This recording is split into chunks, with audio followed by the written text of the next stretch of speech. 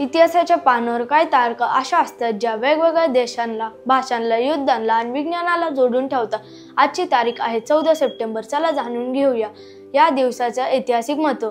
मी आहे प्रतीक आणि तुम्ही पाहते लावरे व्हिडिओ। 1949 ला हिंदीला संविधानात अधिकृत भाषा म्हणून मान्यता देण्यात आली आणि त्यामुळे दरवर्षी हा दिवस हिंदी दिवस म्हणून साजरा होतो। 1901 मध्ये अमेरिकेचे राष्ट्राध्यक्ष विल्यम मॅककिनली यांचे निधन झाले आणि उपाध्यक्ष रूझवेल्ट यांनी पदभार स्वीकारला। फक्त 42 वर्षांच्या वयात ते अमेरिकेचे सर्वात तरुण राष्ट्राध्यक्ष ठरले।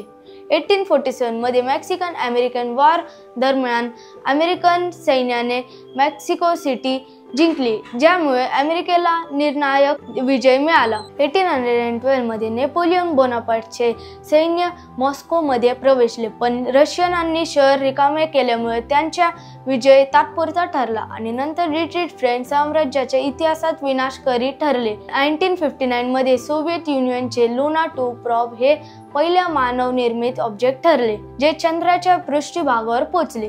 ही स्पेस एक्सप्लोरेशन मधली सर्वात मोठी माइलस्टोन होती। हा दिवस आपल्याला दाखवतो की एकच दिवस वेगवेगळ्या क्षेत्रात किती वेगवेगळ्या आठवणी घेऊन येतो। भाषा, राजकारण, युद्ध आणि विज्ञान सगळं एकत्र। हाच आहे तारीख पे तारीखचा उद्देश। तारखांच्या या प्रवासातून इतिहास नव्याने जाणून घेणं। उद्या पुन्हा भेटूया एक नव्या दिवसाच्या नव्या कहाणी घेऊन।